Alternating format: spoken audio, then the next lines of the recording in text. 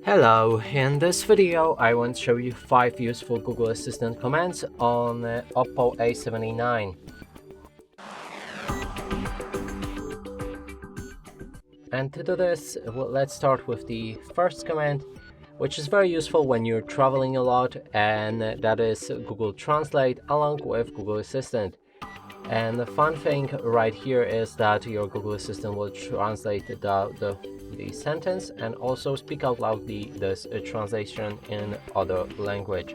Let's try it out. Hey Google, translate to Polish, I ate the burger. In Polish, that's Zjadłem burgera. Okay, very nice.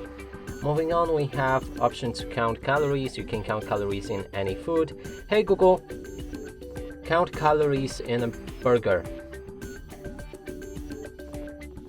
here is information from Fat Secret. Then we have option to call anyone from your contact list. Hey Google, call my mom.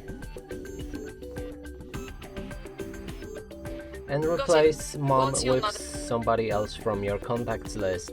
Then we have option to send messages, and you can say what should be included in that message. Hey Google, send message to my mom, I ate the burger.